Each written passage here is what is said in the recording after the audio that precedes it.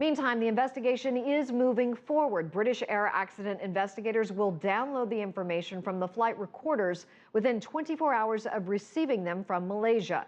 Ukrainian separatists handed the black boxes over to them. CCTV's Tony Chang joins us from Donetsk with more. Tony.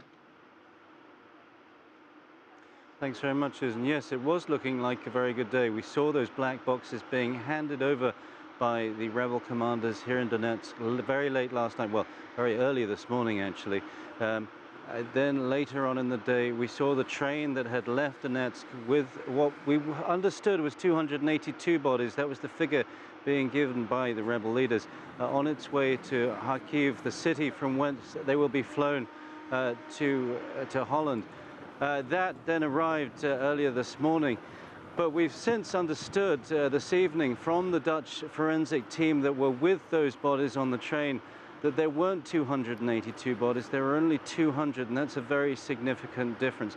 And nonetheless, things do seem to be getting underway. We were at the crash site a little earlier today.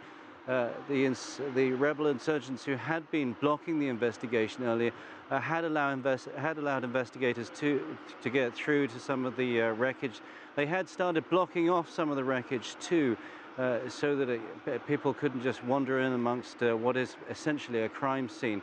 That said, given the huge area over which the wreckage is placed, really there are many places that they can't get to there, and it will be an enormous job. They're talking there about a brief period for investigators to get in. Well, this is going to be an investigation which is going to take many months if those investigators can actually get in at some stage in the near future. Tony, has there been any sort of official word on where the remains of the other bodies are? Are they still in the field? There hasn't at this stage. Again, it was something of a surprise, I think, to everybody to find that the disparity in those numbers was so great. There are a lot of journalists in the area. As I said, some of the larger wreckage sites have been cordoned off now by the separatists, but there are large areas which you can clearly see will be very hard to investigate. It would be no surprise that there are bodies still out there that haven't been found. We drove into the accident site. For the first point where you could see a major piece of wreckage to the site of the main wreckage area is 7 kilometers. Now, between those two places, there are forests, there are huge wheat fields with wheat coming up to your waist.